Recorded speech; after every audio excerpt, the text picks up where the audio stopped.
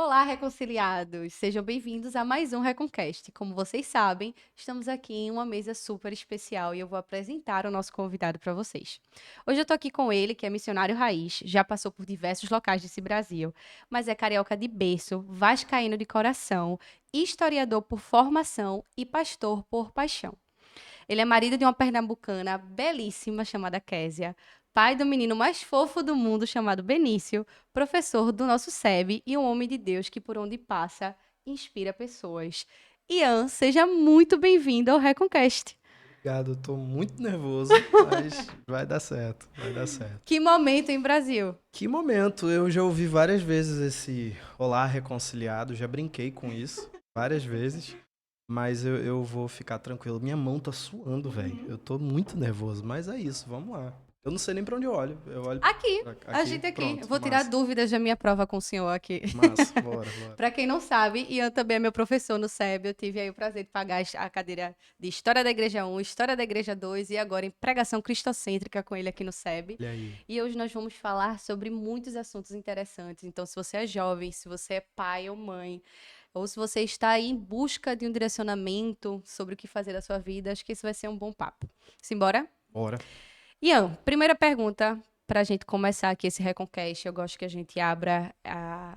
Tu já assistiu aí, então tu já sabe qual vai ser a pergunta, muito provavelmente.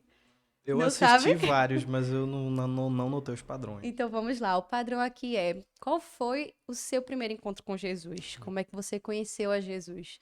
Então, para a gente começar a conversar sobre todas as outras pautas que a gente tem, queria que tu falasse um pouco sobre isso. Eu não vou ficar, né, arrotando aqui o calvinismo por causa disso. Mas, de fato, meu encontro com Jesus ele foi muito diferente do que muitas pessoas às vezes têm. Porque não envolveu nenhum tipo de pregação diferente, não foi num apelo, não foi em nenhum momento. Eu venho de um lar cristão, né, minha mãe sempre foi cristã e etc. Com inúmeras intempéries ali ao longo da vida, eu abandonei essa fé. Mas sabia mais ou menos como eram as coisas, mas fui viver uma vida totalmente distante de Deus. E ali, em um momento, seduzido por várias ideologias diferentes e tal, em contexto universitário, eu devotei a minha vida a uma causa, né? E eu queria muito transformar o mundo, eu era o típico jovem universitário, 18 anos ali, Quero salvar o mundo. quero mudar o mundo, fazer as coisas com a força do meu braço e tal. E nas idas e vindas eu tive várias e várias decepções, né? Com coisas que eu fiz, com coisas que foram feitas comigo e uma série de outras questões que eu fui me desiludindo com essa ideia de transformar a realidade. E em meio a essas desilusões, em uma noite assim muito aleatória, se a gente puder falar nesses termos hoje em dia, eu me encontrei com um amigo meu que a gente se conhecia de criança, mas tinha muito tempo que a gente não se via, né? O Axel, né? Que de um jeito assim muito, não tinha tanto tempo que a gente não se via, mas não era um contato recorrente. É, do nada, assim, ele surgiu no lugar que eu estava me oferecendo uma fatia de bolo. Foi um negócio muito estranho. Isso na faculdade? Não, eu estava, Aleatório. né, em rolês insalubres, né, Uhum. da vida. E ali eu falei, pô, quero. E ele me chamou e aí o bolo acabou em um pequeno grupo. E ali naquele pequeno grupo eu comecei a conversar com algumas pessoas, conhecer algumas outras. Era tipo um discipulado? Tipo Então um ele ia te oferecer discipulado. para comer um bolo e tu acabou numa célula. Tipo isso, tipo isso. E dali foi o start de uma virada de vida, né? Porque eu passei a entender que eu estava me alicerçando em lugares totalmente equivocados, o que eu estava fazendo com a minha vida e foi aquela virada de chave, né? E aí dali para frente muitas coisas foram diferentes. Eu tive inclusive o prazer de casá-lo com uma outra amiga minha, Que depois, muito massa. tempo depois. Foi E nesse bem período tu estava na universidade estudando história já. estudando história. E aí tu começou a encontrar com Jesus e depois da história, já sabia que tu queria ser professor ali? Então, quando ali aconteceu, eu tranquei a faculdade para pensar na vida, porque eu queria largar tudo, queria catapultar tudo, que inicialmente eu associei muito o ambiente universitário a coisas ruins. Só que ali, não sei se muitos vão lembrar, teve uma questão muito séria no Haiti, muitos anos atrás. E eu fui junto de algumas pessoas, a gente estava se articulando para ir ao Haiti. E eu, ainda morando com minha mãe na época, falei, ó, tô a fim de ir e tal, etc. Ela falou assim, ó, eu até deixo, mas se você me prometer que não vai é, abandonar a faculdade, você volta e termina. Aí eu, tá bom, beleza. Acabou que eu nem fui pro Haiti e eu terminei a faculdade. Tiveram outros trancamentos ali no meio para muitas coisas. Num período em que eu fui missionário de Jocum, eu também tranquei para ir para Jocum viver aquela experiência Jocum, né? Tudo aquilo. E uma série de outras coisas, mas no fim das contas, concluí, né? E aí, quando tu concluiu, tu tomou a decisão de que tu queria ser professor mesmo. Foi porque ali, quando eu já bem mais maduro, já tinha entendido que, a partir de algumas outras referências, porque paralelo à faculdade, eu fui me aprofundando e estudando um pouco mais sobre teologia, sobre a minha fé e entendendo algumas coisas. E muito cedo chegaram para mim algumas literaturas de Abraham Kuyper. E ali eu, lendo algumas coisas de ensaios de teologia pública e etc., me veio à mente a ideia do seguinte, poxa, antes de eu ser crente, de fato, eu conhecia C.S. Lewis como um escritor, não como um teólogo, né? Eu conheci Tolkien, e eu sou muito fã de Tolkien, como um escritor, não por aquilo que ele fez em Cristo, para Cristo.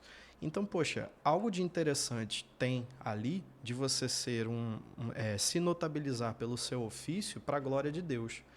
E ali, quando eu fui entendendo as múltiplas áreas da sociedade e vi que a educação é uma área assim muito complicada de se atuar, né, em inúmeras facetas, em inúmeras questões, e me senti assim muito chamado a lidar com essa área em específico. E desde então entendi, sou professor, né? Até a questão que você colocou, né? Ah, pastor por vocação e tal, acaba que isso permeia muito a vida, né? Sim. Não existe nada tão, né, a imposição de mãos, nem nada do gênero, mas acaba que o ofício do professor, ele, na minha visão e na minha prática, ele tem sim muitas dimensões pastorais e ele tem uma dimensão sacerdotal, como se eu fosse ali um sacerdote de Cristo, para Cristo, em Cristo, na área da educação. Então eu penso e vejo mais ou menos assim. Eu achei interessante que o senhor falou assim. Primeiro que o senhor via que a universidade era como se fosse um meio onde muitas coisas ruins tivessem acontecido na sua vida. Mas eu queria saber por que o senhor achou isso como jovem e como é que o senhor enxerga isso hoje em dia. Porque eu me converti no final da minha faculdade e, de fato, existem coisas que acontecem na faculdade que o ser humano não vai experimentar em mais nenhum outro lugar da vida, porque é uma loucura, né? E eu queria saber da visão do senhor, como foi viver isso como jovem e como é que o senhor enxerga isso hoje como professor, também como pai cristão, sabe? Bom, tem muitas camadas essa pergunta, né? Mas dizer assim, é claro que quando eu falo que eu associei a coisas ruins, foram muito por conta das minhas experiências, né? Daquilo que eu busquei viver, daquilo que eu vivi e tal, e inúmeras coisas. Mas hoje, eu lido muito com jovens e, em alguma medida, também com adolescentes e pais de adolescentes e jovens que apresentam aquela ideia de que a universidade é um lugar do mal e se o menino entrar pelas portas da universidade, ele vai se desviar. Não é bem assim, né? Talvez muito do que aconteceu comigo, embora, né, existem tantas e tantas questões, etc., sejam por muitos níveis de lacunas formativas que eu não tive quando era um adolescente. Como disse, a minha adolescência toda e grande parte da minha juventude, grande parte não, né, uma parte considerável da juventude, eu não estava na igreja. Eu não estava recebendo uma instrução cristã. Eu não estava sendo treinado e capacitado para lidar com as questões que surgiriam para mim.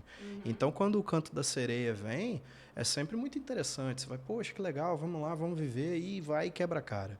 Então, eu vejo assim que o pai e a mãe, falando da minha experiência como pai, falando da minha experiência como professor de adolescente, já ali virando a sua chave para uma juventude, é sempre você jogar as claras e entender. Não é o ambiente em si que guarda algo bom ou ruim, é muito sobre o que você vai construir como experiência dentro desse ambiente.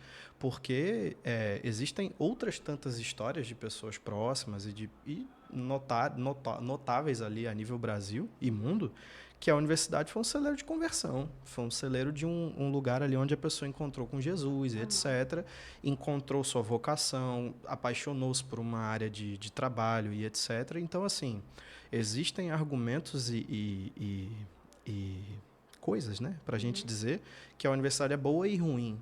E eu prefiro adotar a ideia de que não é o espaço que é bom ou ruim. É muito sobre como você chega lá e como você se capacita para estar lá. E Sim. aí você, devidamente treinado, devidamente capacitado, você consegue sim ter um bom discernimento para ir caminhando. Porque existem coisas boas e existem coisas ruins, assim como em qualquer outro lugar, né? Sim. E quando tu fala sobre a teologia pública, que te encantou logo depois que tu se formasse em história, isso seria o que de forma prática? Tu percebeu que isso não existia dentro das universidades, não existia de forma acessível para o jovem?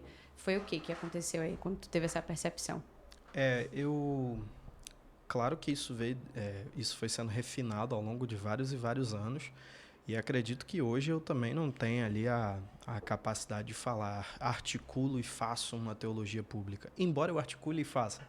Mas, sei lá, tem muita gente melhor do que eu fazendo isso por Mais uma aí. pausa. Antes de tu falar sobre a parte prática, o que é que seria essa teologia pública? O que é por definição?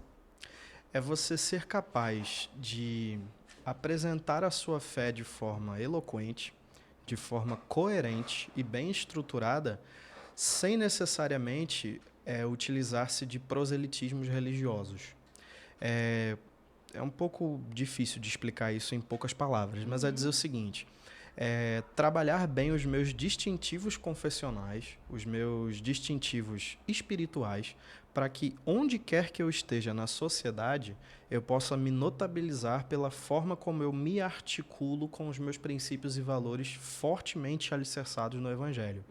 Então, é como se as pessoas percebessem claramente o compromisso que existe com Cristo, sem que necessariamente você tenha que fazer uma pregação sobre, né, alguma coisa. Posso dar um exemplo acerca disso. Uma vez eu tive uma oportunidade de ter uma fala em uma assembleia legislativa, em um contexto, né, aleatório.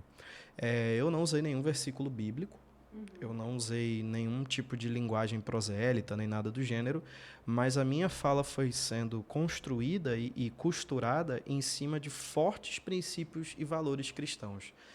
Então, vem muito sobre a ideia de que talvez a sociedade quase pós-cristã que a gente vive hoje esteja um pouco saturada de discursos religiosos. E não é nem a expressão não é nem discurso religioso, mas é muito o discurso quase memético do religioso, né? Que parece que É sempre a mesma coisa, da mesma sempre as forma, né? mesmas bandeiras, vai sempre bater nos mesmos espantalhos e coisas do gênero. Então, se a pessoa ouve uma fala que seja bem construída, mas que não negocia valores, que ali é onde muitas pessoas começam com um projeto de vou fazer uma teologia pública. Aí começa a negociar princípios e valores e acaba se desviando, né? Abraça um liberalismo e coisas do gênero. Mas quando esses princípios são fortemente trabalhados e muito bem, né, alicerçados, você consegue falar com graça, de maneira que as pessoas, quando ouvem a sua fala, logo notam, existe algo de diferente nisso que está sendo dito aí. Ele não está falando de versículos, mas ele está falando de versículos. É como se fosse uma espécie de exegese cultural, sabe? Você está ali mostrando a partir dos símbolos que a cultura joga para você e aplicando jogando luz sobre algumas sombras e mostrando certos sentidos de verdade. Sim. Verdades eternas, né? E claro que quando a oportunidade surge, fazer uma teologia pública não significa assim, sou proibido de falar de versículos, sou proibido de falar de Jesus. Sim. Não, não é. Você deve, inclusive, falar de Jesus, deve, inclusive, usar-se de textos bíblicos, mas saber os momentos certos de trabalhar esses artefatos, né? Tanto Jesus quanto textos bíblicos. E aí, o senhor viu uma conexão entre esses dois laços aí, a história, e aí a gente vai entrar brevemente numa pauta que eu gosto muito, o senhor já sabe, entre a história e a teologia pública, e ao mesmo tempo, logo depois o senhor fez o seminário, não é isso? O senhor se Foi. formou em teologia. Como é que foi esse processo aí Na também? verdade, eu não cheguei a concluir o curso de teologia de maneira formal, né? De fazer todos os 4 anos, pegar o canudinho. eu tive uma estadia no Seminário Presbiteriano do Norte, durante alguns bons semestres ali. E quando eu me retiro do Seminário Presbiteriano, por inúmeras questões e etc., eu vou por um outro caminho para ir complementando a minha grade. Então é como se eu for. Eu não gosto de falar que eu sou um autodidata, porque eu não sou um autodidata. Eu tive instrução formal. Mas eu fui caminhando por alguns outros cursos livres, módulos separados, especializações, em áreas que vão fazendo um grande mosaico, né, formativo. Então, eu posso dizer assim, sou formado em teologia, no sentido de ter um diploma, bacharel em teologia, não. Mas das grandes áreas ali que a gente tem no estudo teológico, eu passei por todas elas e fui me aprofundando no quanto eu pude assim fazê-lo. Né? E aí a minha pergunta para o senhor, ao entendendo isso agora, é como foi que o senhor conseguiu tessar, assim, né, unir esses dois lados, história e teologia? Como foi que o senhor conseguiu encontrar essas duas coisas e aplicá-las elas através da educação? Primeiro foi quando, nas minhas primeiras oportunidades como professor, já crente, porque eu começo a dar aula antes de me converter. Quando já cristão, entrei em sala de aula, uma das primeiras aulas que eu fui ministrar em história, depois de crente, foi uma aula sobre a Reforma Protestante. E é muito curioso, assim, o estilo de abordagem de uma historiografia mais amplamente difundida, né? Principalmente a nível Brasil, como que se fala e como se trabalha a reforma protestante. E ali, por já estar mais ou menos entendendo que as coisas não eram, né, apenas aquelas ali, porque eu não vou fazer assim, um revisionismo é tudo errado. Não, é porque apenas apresenta-se uma faceta, né? E uma faceta que ignora uma parcela considerável. Isso em sala, por exemplo, quando em História da Igreja 1, eu cheguei a falar isso para vocês e repito em outras turmas. Eu falo, a forma como, por vezes, a historiografia que constrói muitos dos livros didáticos das grandes editoras trabalha a reforma anglicana, faz com que mais à frente você ver o fenômeno protestante a nível global, você simplesmente não consegue fazer as conexões e os laços, porque parece que a igreja anglicana, e deixando bem claro para aqueles que vão nos ouvir, não é isso, né? Parece que a igreja anglicana nasceu porque Henrique queria voar por aí. Poxa, tem tantas outras coisas né, a igreja dos ângulos, assim que a gente usa muito esse termo, influenciou a nível global diversas outras denominações nascerem, serem muito profícuas ali no seu trabalho evangelístico e etc. Então eu comecei a ficar um pouco incomodado com algumas nuances acerca disso. E ali eu fui lendo alguns outros autores e tem um pouco disso, né? Quando você vai cavando, você começa a cavar e você não para. E ali eu cheguei num livro que, da primeira vez que eu li, marcou muito minha jornada como professor. Talvez seja ali um divisor de águas para entender isso. Um livro que chama Uma Era Secular, de Charles Taylor. E ali eu, vendo como Charles Taylor pintava um distintivo protestante, como lidando com... Ele é um sociólogo, creio. É um cientista da área de humanidades, eu não lembro agora se ele é um sociólogo. Canadense de matriz católica. Então ele bate muito nos protestantes e ele bota ali na culpa da gente, bota na gente uma culpa que não é nossa. E ali é muito claro porque é um autor de uma tradição católica apostólica romana que está ali fazendo uma apologia ao seu lugar. E ali, quando eu fui nos contrapontos, né, James Smith e alguns outros autores, uma frase me pegou muito, que, se eu não me engano, foi num escrito de Smith, que ele diz o seguinte: o ofício do magistério é você pegar uma sala empoeirada pelo secularismo e abrir as janelas da transcendência. Né? A primeira vez que eu ouvi isso foi pela boca de Igor Miguel. Né? Igor Miguel falando no encontro da ABC2 sobre história, né? ABC2 História. E a ideia de você abrir janelas para a transcendência e como você começaria a trabalhar os conteúdos em história, mostrando que não são apenas datas, mostrando que não são apenas coisas, Fatos, né? Né, fatos dos mais simplórios, mas que eles ecoam e eles têm coisas muito mais profundas para mostrar. mudou a minha forma como via a história. Uhum. E eu confesso que eu comecei a pensar que eu estava ficando doido, né? Eu falei assim, não é possível que eu vou vendo todos os pontos de uma construção, de um currículo de história, e eu começo a ver que aquilo ali não é apenas só por conta daquilo. E é uma mudança que a gente trabalha logo na primeira aula de história da igreja, né? Que é quem conduz a história é o próprio Deus, que é quando, né, ele cria todas as coisas e todas as coisas vão ser consumadas.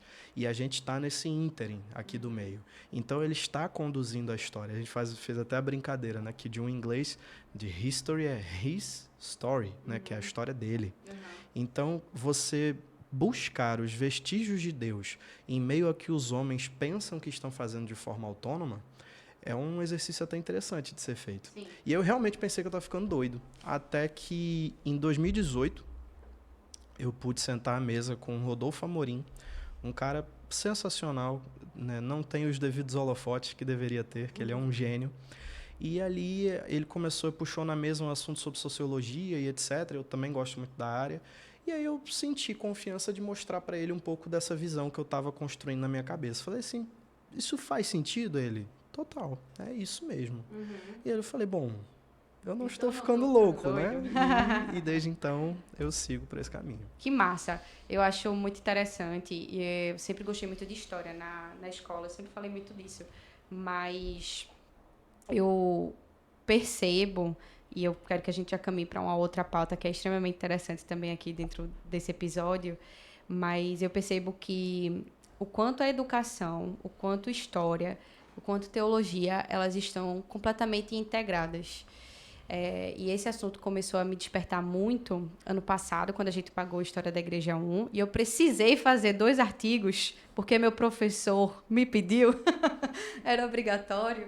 E um deles eu fiz sobre a comunicação visual dentro da igreja, e o outro eu fui falar sobre a influência de Calvino na educação integral, que isso impacta até hoje em dia. E eu fiquei, meu Deus, como as coisas estão entrelaçadas, né? E pensando no quanto as coisas estão entrelaçadas, foi aí que eu comecei a aprender um pouco mais sobre a educação integral, sobre a educação clássica, de que isso também vem de uma base histórica cristã, né? Pelo que a gente estudou. Eu tô certa, não tô certa? Sim.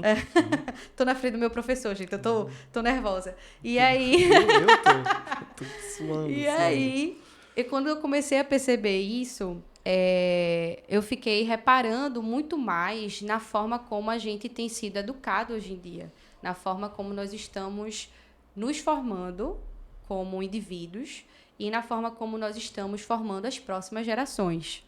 E aí, com isso, eu já vou pegar o gancho do projeto que a gente está divulgando dentro do SEB, que é o Ethos, para perguntar, e o senhor falou logo quando você estava falando sobre a sua formação de história, teologia pública e tudo mais, o quanto é que é necessário a gente formar pessoas de forma integral e como isso se perdeu, né, ao longo dos séculos. Porque o que Calvino fez em Genebra ali foi buscar formar as pessoas para a vida. E a gente meio que perdeu isso, não foi? Uhum. Eu não coloco tudo na conta de Calvino. É porque eu sou fã, né? Desculpa. Não, eu também gosto dele, mas assim, é até curioso porque hoje na aula, né, deste dia, que jamais saberemos que dia será esse, né, quando a pessoa for ouvir, a gente vai estar justamente fechando o consistório genebrino. Então a gente vai falar um pouco sobre isso, tal, na aula de hoje.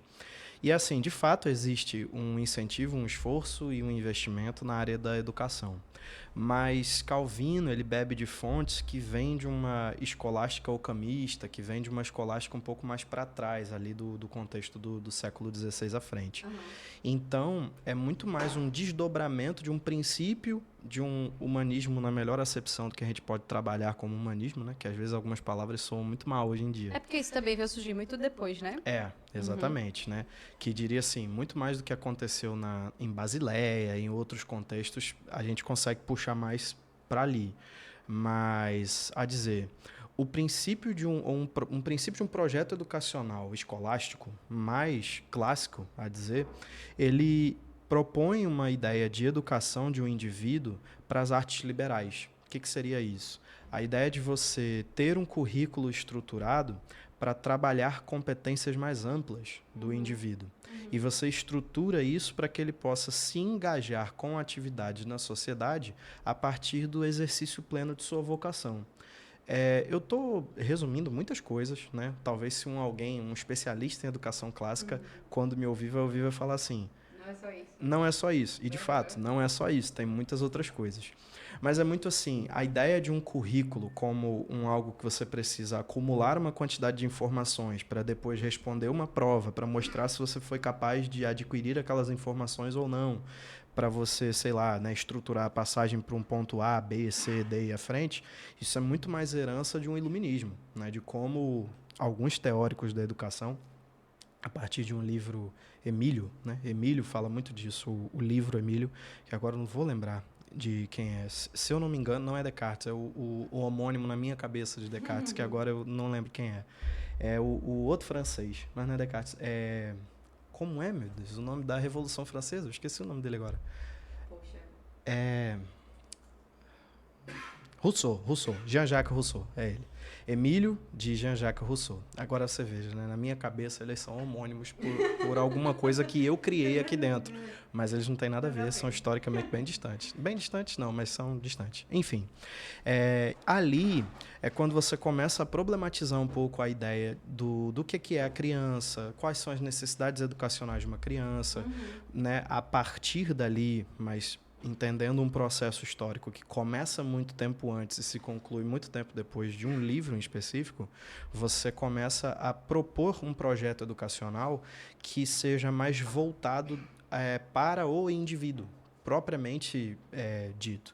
E ali você vai perdendo gradativamente essa ideia do encontrar-se como um vocacionado público, ou seja, você olhar para a sociedade e entender o que eu, a partir daquilo que me sinto vocacionado a fazer e viver, posso contribuir com a sociedade. E você passa a olhar mais para o que eu posso extrair da sociedade, né? E ali, obviamente, que muito tempo se passa e a educação mais bancária, uma educação mais pragmática, volta-se sempre a essa ideia, né? Que é, olha, você precisa adquirir conteúdos para fazer provas, passar em programas e adquirir um bom trabalho para ter um bom salário, e é essa a sua vida. E isso vai ser sucesso, né? E isso vai ser sucesso. Só que aí a gente, em algumas das inflexões que vão acontecendo ao longo do tempo, esse modelo ele começa a encontrar um esgotamento, no sentido de que algumas famílias, algumas pessoas começam a perceber que, curiosamente, você descobre facetas vocacionais que não tem nada a ver com aquilo que você faz lá fora, né? Vamos dizer assim, no seu trabalho. E você começa a entrar em crise. É assim, eu sou... É um exemplo apenas, né? Eu sou um médico, um advogado, um analista de sistemas. Nem existe mais isso, analista de sistemas, né? Não, que existe. Mas, enfim, eu sou alguém da área de tecnologia, para ser mais abrangente.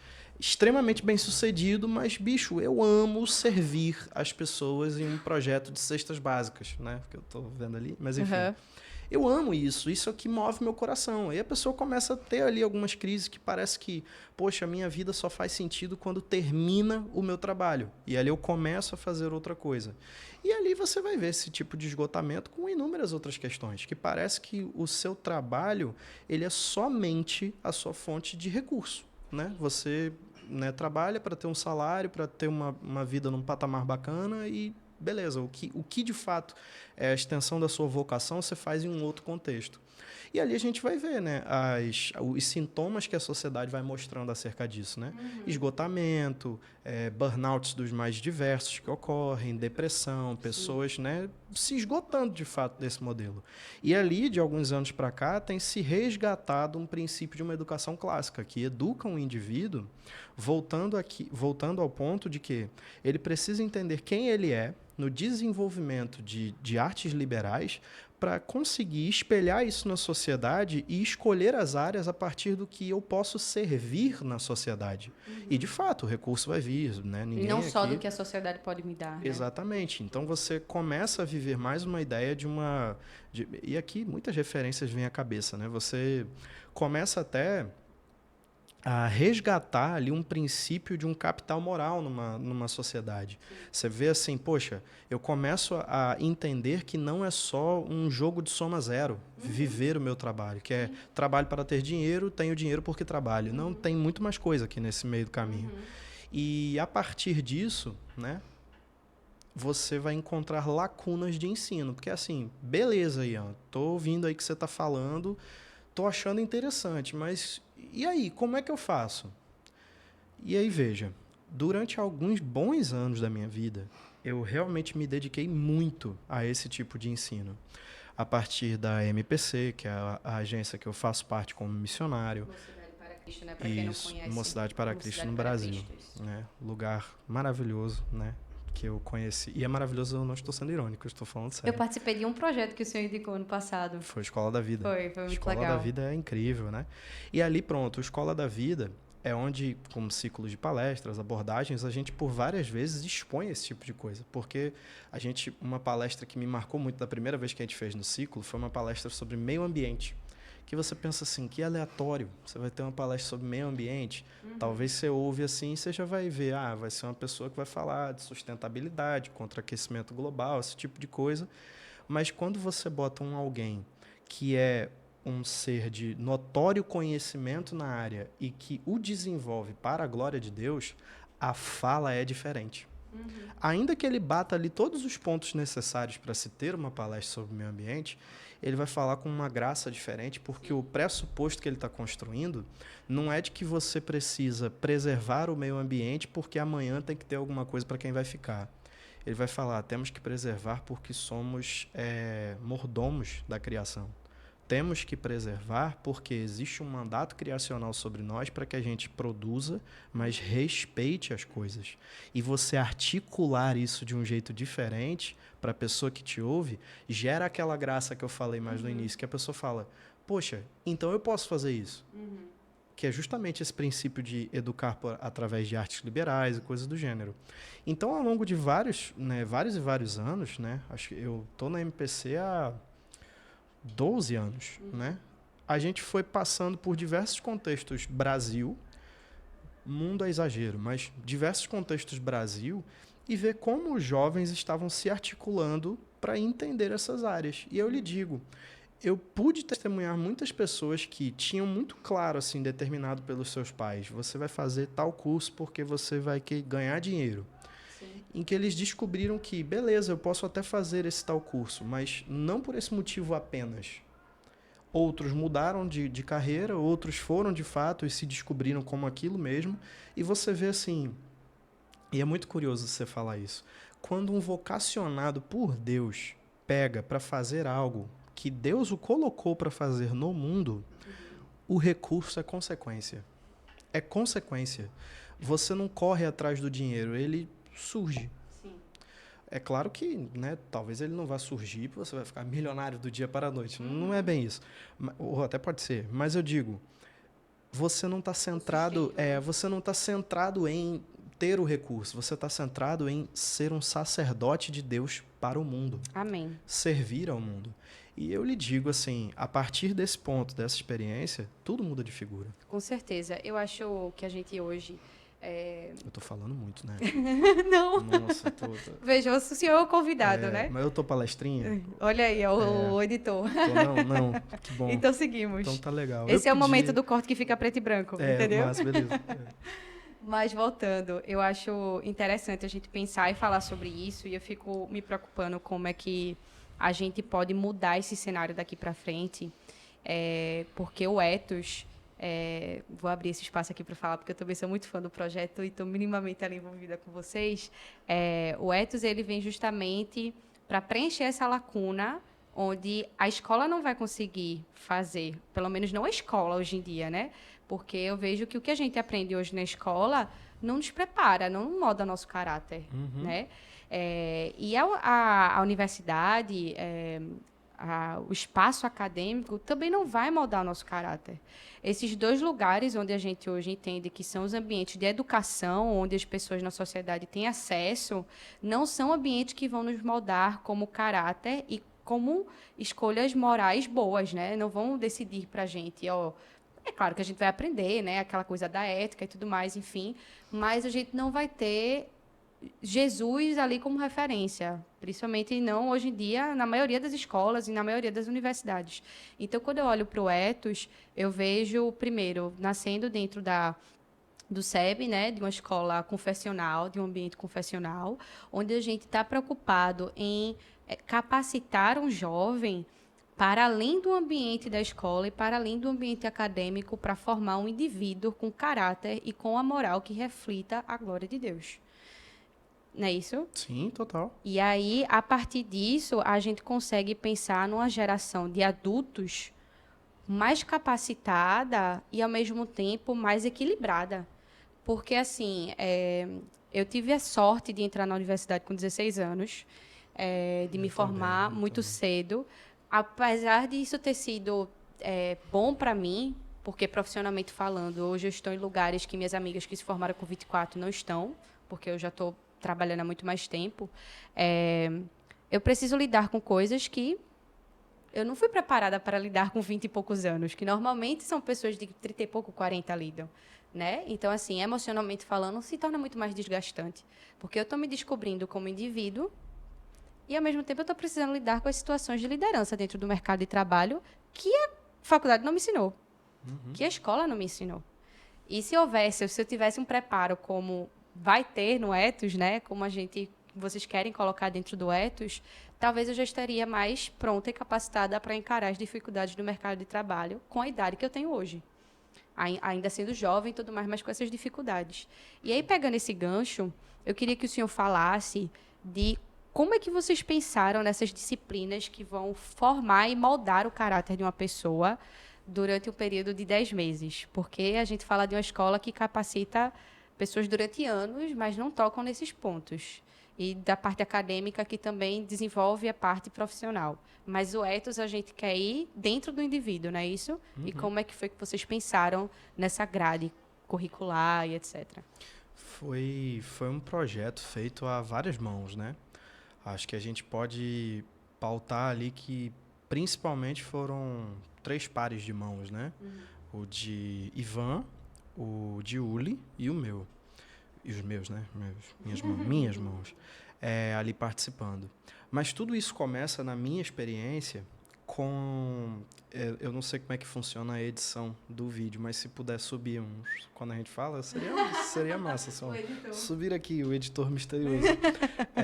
O símbolo internacional da MPC é o YFC, que é Youth for Christ, né? Que nasce nos Estados Unidos e etc. E a forma como ele é construído, esse símbolo, ele é dividido em quatro quadrantes, né? Em 4 pontos. Ele é um quadradinho e esse quadradinho ele reflete diferentes áreas desse indivíduo. Na ideia de que o esforço evangelístico de um missionário da MPC, ele sempre deve ser por inteiro, de não só evangelizar fora de um contexto emocional, social, físico, né, tratando só uma parte espiritual, mas sempre trabalhar a pessoa por inteiro. Então, assim, ao longo de vários e vários anos da minha caminhada, que é sempre muito próxima, né, da MPC, faço parte lá, conheci minha esposa lá, né, a gente só não se casou lá porque não deu, né, porque senão seria lá também. Mas o presidente da MPC foi o celebrante do nosso casamento, nosso filho foi batizado lá. Então, né, a partir disso, isso foi muito introjetado na nossa experiência.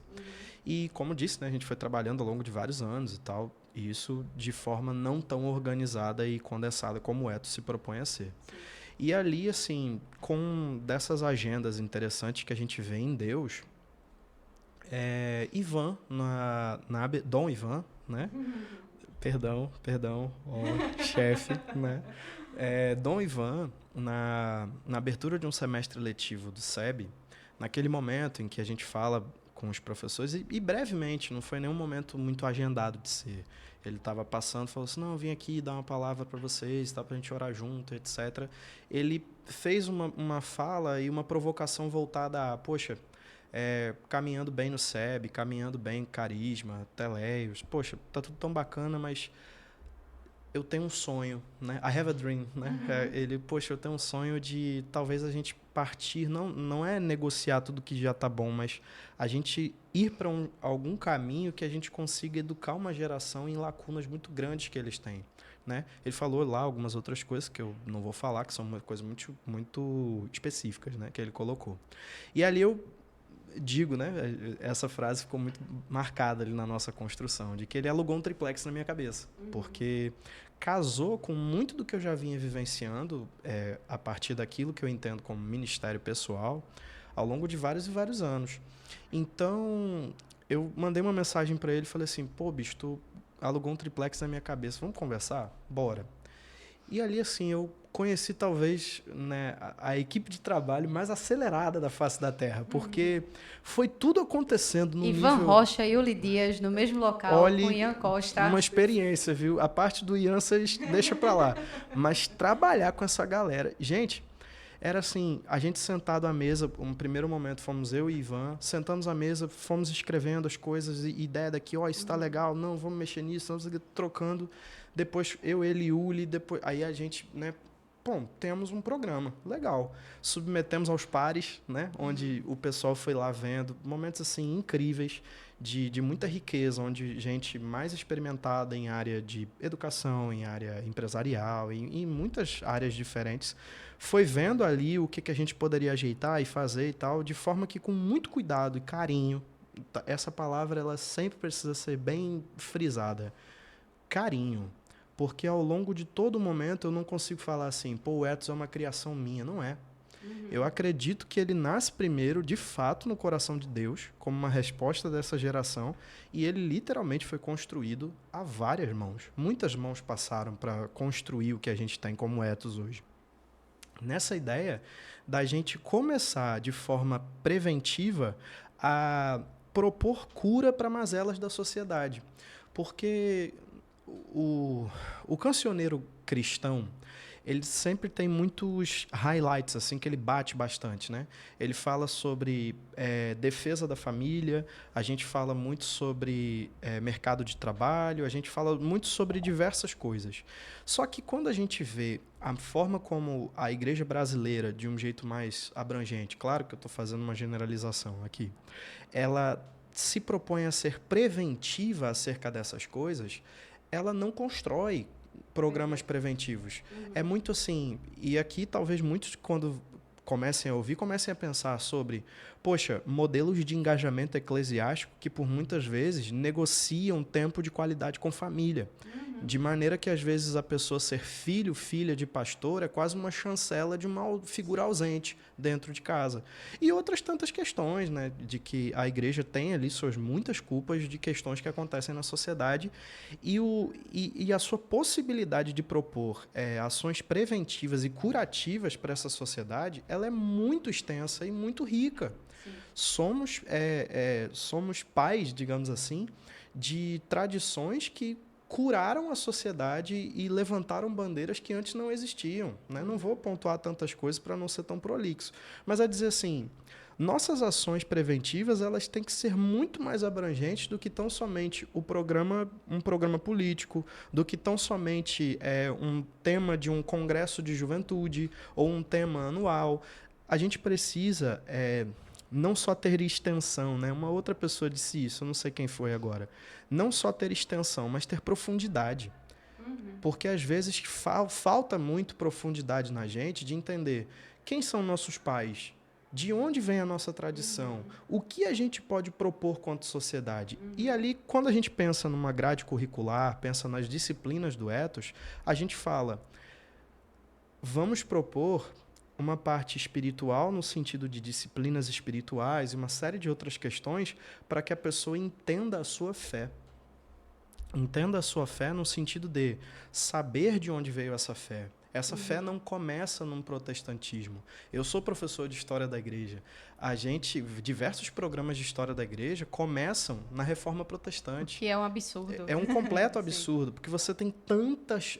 Existem 1.500 anos de história muito antes da né? Reforma. Eu faço sempre questão da gente começar na Bíblia mesmo, ali de Israel e tal, fazer toda a questão da virada do Antigo para o Novo, e ir construindo, passa por Atos, Apóstolos, tal, Igreja Apostólica, pais apostólicos, tudo isso. Por quê? A gente tem uma riqueza na nossa tradição gigantesca, que às vezes a gente simplesmente tampa os nossos olhos e ouvidos para tudo isso e pensa, poxa, o dial evangélico ele vai se limitar a algumas manifestações, com perdão da franqueza, é o problema de estar online, né? Com algumas manifestações de movimentos emergentes, neopentecostais, que começaram ontem, a nível historiográfico. Então, assim, será mesmo que nós somos um movimento caracterizado por lideranças dos últimos 50 anos?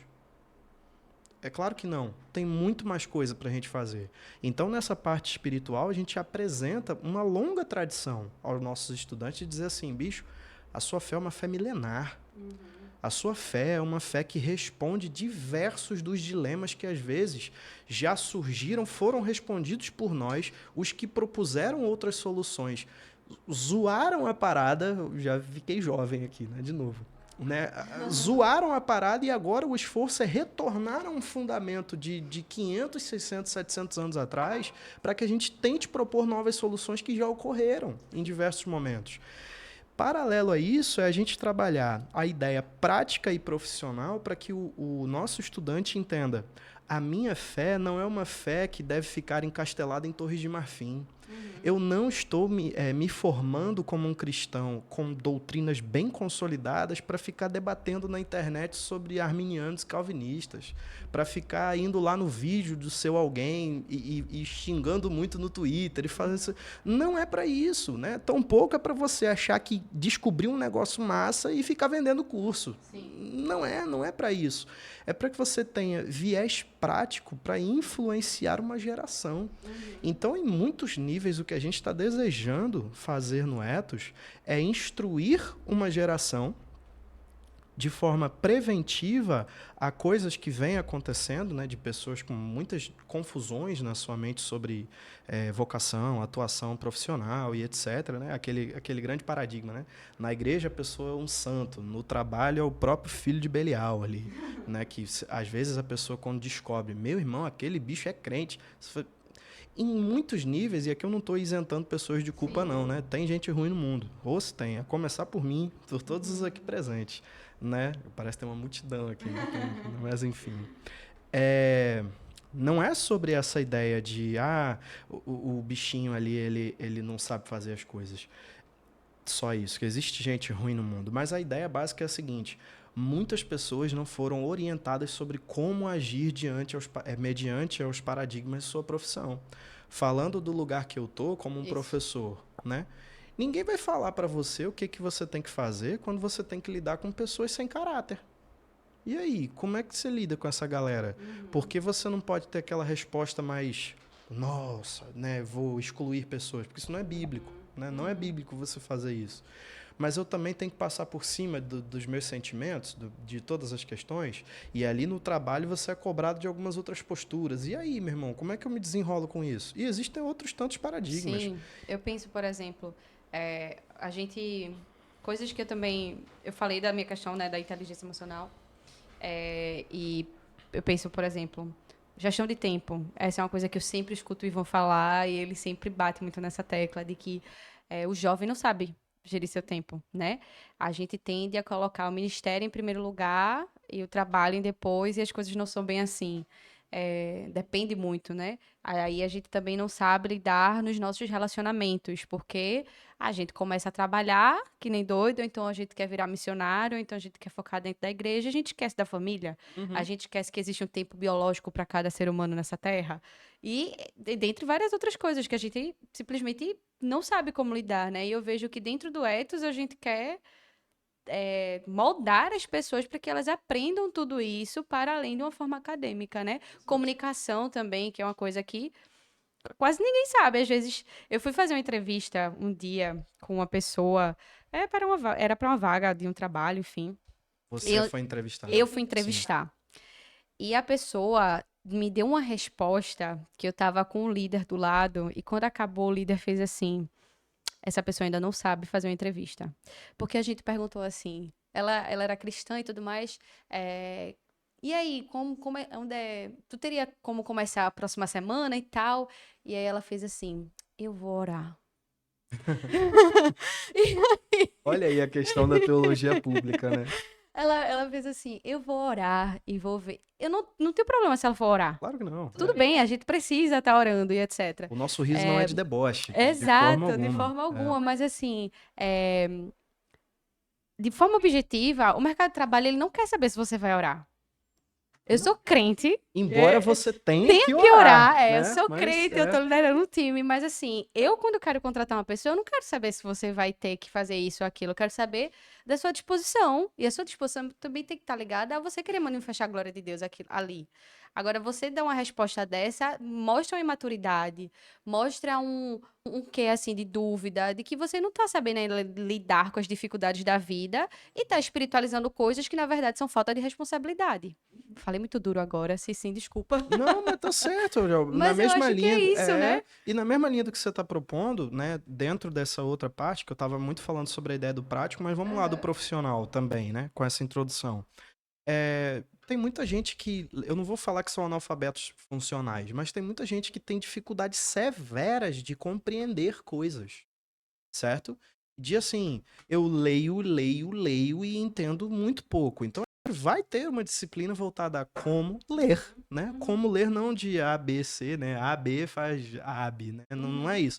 Mas é de você saber estudar. Como é que eu estudo? Como é que eu Isso. apreendo informações? Como que a gente trabalha nesse sentido? Então, assim, né, não só a parte prática, profissional, espiritual, né, emocional em alguma medida, mas também a relevância social. A gente surge como um currículo construído voltado para pegar esse jovem e ali você tem, né, múltiplas realidades. Pode ser o que está querendo entrar na faculdade, pode ser o que já está na faculdade, pode ser o que já está querendo entrar no mercado de trabalho, já no mercado de trabalho, ou pode ser aquele que está querendo lidar com paradigmas da vida. Né? Ah, poxa, eu queria um ensino para minha faixa etária. Existe um limbo interessante que é assim: jovem de 25 anos que ainda não casou e que tá ali, né, desejando casar, mas já vive certos paradigmas e coisas do gênero. E ali, qual é a instrução que se tem para ele? E ali, o jovem de 24 anos que já é casado, mas ainda não tem filhos. Então, em alguma De 20 medida, a 30 são muitas coisas que podem acontecer e são exatamente. muitas comparações É. diferentes. Então, assim, a gente vai abarcar realidades das mais diversas com um currículo voltado para responder questões reais.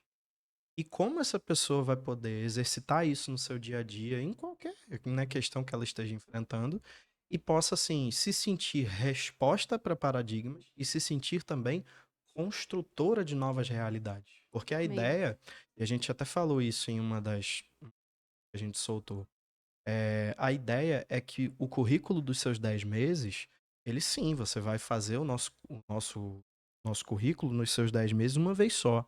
Se você quiser voltar, aí é com você, né? Mas a ideia é que aquilo não se limite a esses 10 meses no sentido de você reverberar ao longo da sua vida. Sim. Porque você vai saber onde cavar, onde buscar as referências e você vai dando os seus próprios passos. E outra coisa que eu achei legal também é que vão existir momentos que são extras, assim, né? Por exemplo, a mentoria profissional que vai existir. Eu acho que isso aí é um grande ouro que vai ter dentro do Etos. Durante a minha época da escola, que não faz tanto tempo, assim como alguns jovens dessa igreja acham, é, existiam só algumas profissões que eu sabia, que os professores falavam.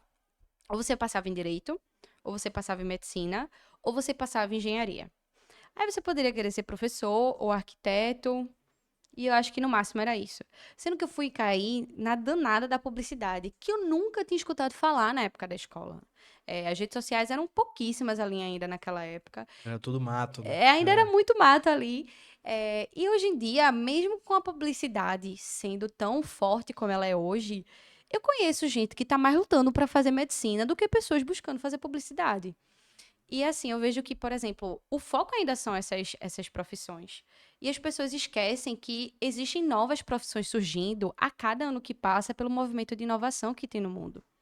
Então, às vezes, você quer fazer medicina, mas você é ótimo criando sistema e harmonizando processos e lidando com pessoas. Pelo amor de Deus, vá para essa área, tem gente precisando, sabe? Hum, Então, essa parte da instrução profissional, eu acho que vai ser muito rica, porque eu acho que as escolas não preparam para isso. Eu vejo aqui em Recife ainda muito movimento de estudar para cursinho, para passar na federal, para passar em medicina e tudo isso, sabe? Então, a gente não é só de médicos que hoje em dia o mercado de trabalho precisa, a gente também precisa. Mas tem uma gama de outras profissões que as pessoas hoje em dia não falam na escola por causa da falta de conhecimento. Eu tenho quase toda certeza disso. e diversas profissões que ainda não existem, né? Que vão existir. E ali Exato. tem um ponto que é muito interessante do que a gente foi capaz de construir quanto ethos, que é da gente ter uma garantia que nos foi dada por alguns irmãos, uma grande rede, né, de profissionais que atuam ministerialmente, né, em mercado de trabalho e dentro de comunidade de fé, é de que assim, ó, qualquer área de trabalho a gente consegue uma pessoa para mentorear um jovem, sim, qualquer área de trabalho. É claro que se for algo extremamente específico, né? Quero ser operador de fotocopiadora da Universidade Federal de Pernambuco. Eu acho que isso aí não existe É, mais. talvez você não consiga se for algo tão, né, específico assim. Mas, assim, RH, tem. A questão de tecnologia, engenharia, ou se tem engenharia, né? Vamos deixar assim, né? Tem engenharia, tem área de educação, né? Eventualmente você pode até estar comigo ali. Inovação É, também, que é uma área que é pouco exato. procurada, mas é muito boa também hoje em dia. E além dessa questão da mentoria profissional, vão ter as viagens missionárias também, né? Em que você vai ter a oportunidade de fazer. Então, eu acho que assim, eu sei que existem projetos de um ano também em outros locais. Como Palavra da Vida, como o Projeto Marcos, que eu tenho uma prima que fez, e entre outros locais, assim, sendo que não é puxando sardinha não pro ethos, não, mas se eu pudesse, eu faria o ethos. Porque você vai estar num ambiente urbano, com pessoas que vão estar, talvez, vivendo ali um movimento acadêmico, um movimento profissional e, ao mesmo tempo, se formando. E você vai ter a opção também de conhecer o lado missionário, da vida missionária, da vida profissional. Então, você vai ter uma robustez, assim, de conhecimento Equilíbrio. e um equilíbrio. E aí você vai conseguir entender, pô, o que é que Deus quer pra mim quando eu sair daqui? Ou enquanto eu estiver vivendo isso aqui. Então, eu acho que é um projeto muito promissor pra gente dentro da Recon e do SEB aí em 2026. Eu tô muito animada. Eu também, porque é um sonho, né? Não, como disse, não é um sonho meu, é um sonho de várias pessoas, um sonho do próprio Deus. E assim, ver isso saindo de um papel, e, assim, não com pretensões de lugares errados, mas com pretensões nos lugares certos, sabe? De trabalhar uma geração, equilibrar pessoas, porque no que foi construído como quanto grade curricular, que a gente guarda 7 chaves, né? Mas a ideia da gente é que aquele que ainda não se encontrou, se encontre. E aquele que já se encontrou, aprimore-se.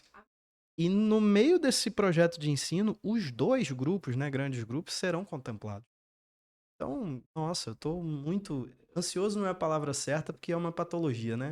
Mas enfim, eu tô assim, com muitas Muito expectativas sobre animado. o que vai acontecer ali de fevereiro pra frente. Vai ser Que massa demais. massa. Pra gente chegar no final do podcast, eu queria fazer agora aquele bate-bola. Rápido. Uma pergunta, uma resposta. Futevôlei? É Então tipo. tamo aqui. Bem rápido sobre perguntas em relação ao ethos.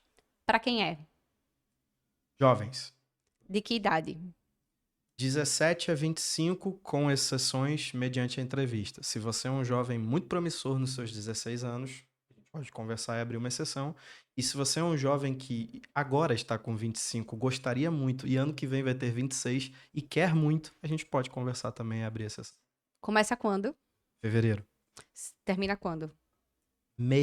Antes da primeira quinzena de dezembro. E qual vai ser o valor? Pam, pam, pam, pam. Hum. Eu não sei quando isso vai ser vinculado, esse programa.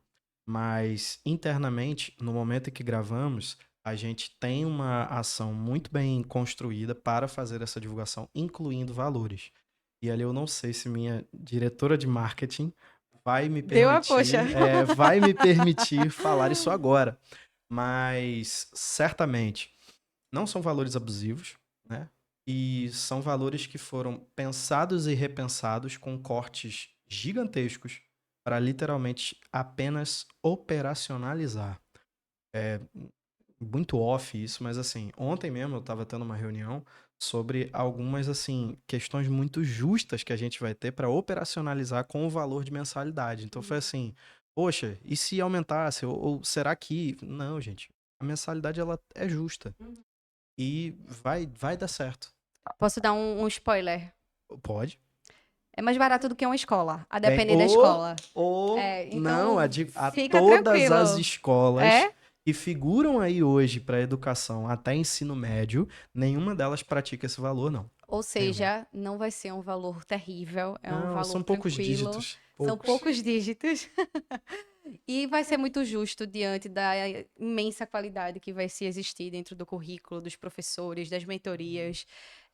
Eu já vi boa parte e, assim, sou fã de todos que estão É, envolvidos. e quadros de professores móveis.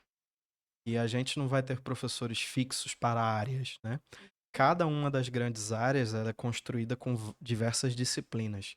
E cada uma dessas disciplinas tem professores que são notáveis em suas áreas. É daqui, de outros contextos que a gente vai estar rodando. Então vai ser bem dinâmico assim também, o dia a dia do nosso aluno. Perfeito. Professor Ian, estou muito feliz com o nosso Reconcast. Você Eu está menos também. Pô, nervoso? o suor se foi. Eu tô tranquilo, tô de boa. Que bom, eu estou muito feliz. Eu espero que você tenha ficado tão animado quanto nós estamos aí para o Tô ano de muito. 2026, com o Etos, com o SEB. O SEB continua com suas práticas em relação à Escola Carismas, em relação ao Logos e agora em relação também ao Etos. Então, se você tem entre 17 a 60 anos ou mais, você pode ser aluno do SEB agora. Exatamente. Não tem mais desculpa. Então é isso. Muito obrigada pelo senhor ter estado aqui e até o próximo Reconcast.